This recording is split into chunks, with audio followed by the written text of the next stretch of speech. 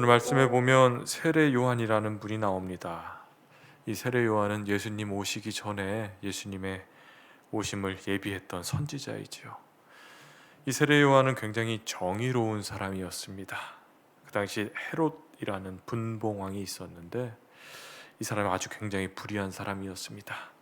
이 헤롯 왕의 부정을 직언했다가 이 세례 요한이 감옥에 갇히게 되죠. 그래서 예수님을 잘 믿고 따르던 세례 요한과 그의 제자들이 예수님에 대한 믿음이 좀 흔들렸던 모양입니다. 믿음이 침체되었던 모양이에요. 이렇게 믿음이 침체했을 때 세례 요한이 예수님께 가서 여쭤보라고 합니다. 그렇게 제자들을 보내는 장면이 나와 있습니다. 제자들이 가서 우리가 기다렸던 분이 예수님 당신 맞습니까? 그런 질문을 하죠.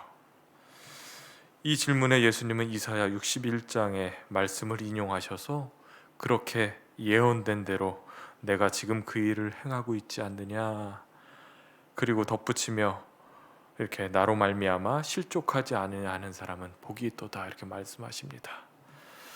이것을 이렇게 설명할 수도 있는 것 같아요. 나를 조금도 의심하지 않고 믿는 사람은 복된 사람이다 하는 장면이 오늘 본문의 말씀입니다.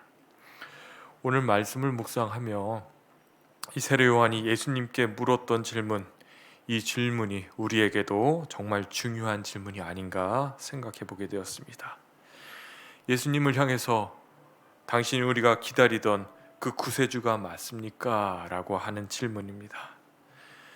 예수님이 그리스도, 메시아, 구세주가 맞는지에 대한 질문이죠.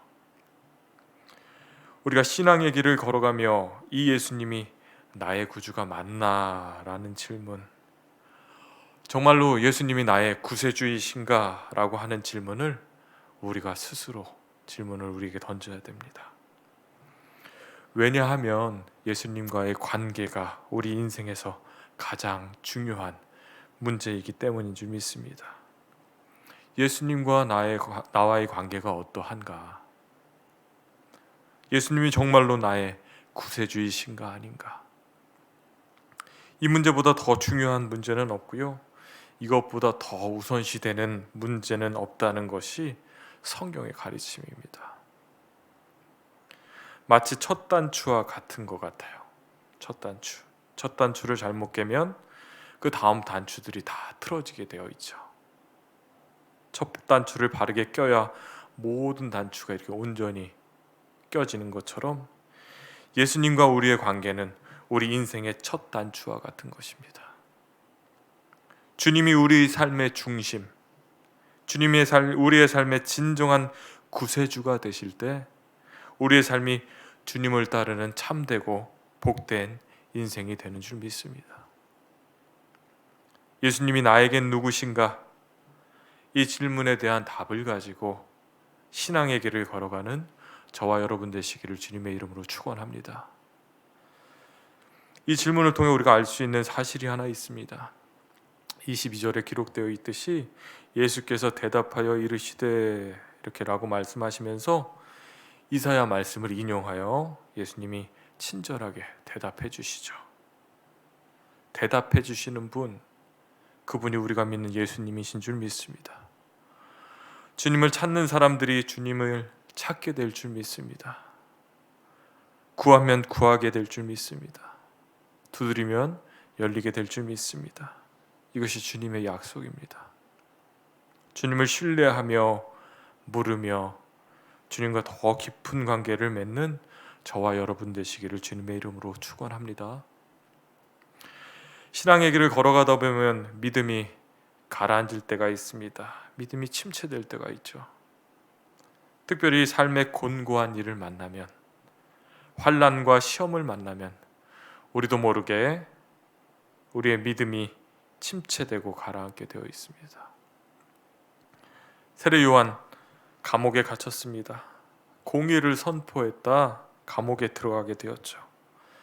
그러니 마음이 많이 위축되었을 것입니다.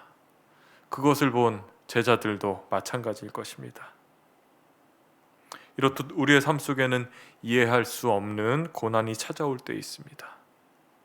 하나님 계신데 이런 일이 어떻게 일어날 수 있지?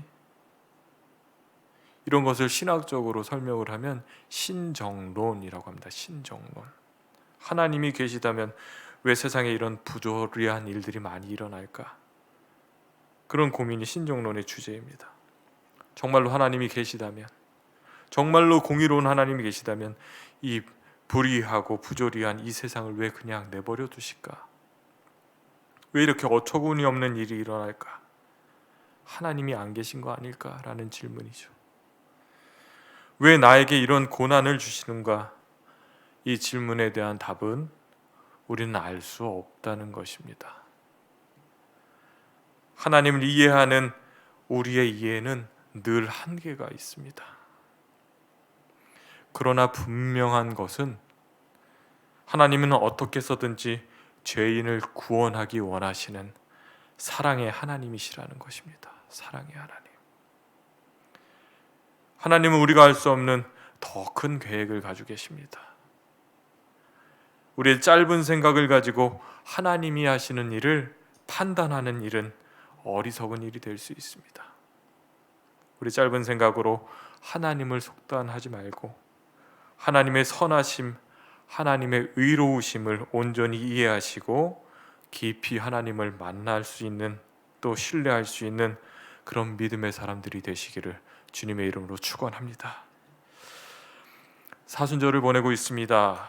이 사순절은 우리의 신앙을 점검하는 기간이죠. 특별히 우리 자신의 신앙이 침체되어 있지 않는지 돌아보시기 바랍니다. 열심히 있던 믿음이 없어지고 삶의 어려운 환경으로 인해, 또 고난 때문에, 갑작스럽게 찾아온 환난 때문에, 시험 때문에 우리의 믿음이 가라앉아 있지 않은지 돌아보시기 바랍니다. 오늘 우리의 이 희미해진 믿음이 선명해지는 것은 다른 것이 아니야. 다시 주님께 나아가는 길임을 기억하시기 바랍니다. 공부할 때, 또 신앙이 침체되었을 때, 믿음이 흔들릴 때 주님을 구하고 찾을 수 있기를 주님의 이름으로 축원합니다. 그때 주님이 만나 주시고 대답해 주실 줄 믿습니다.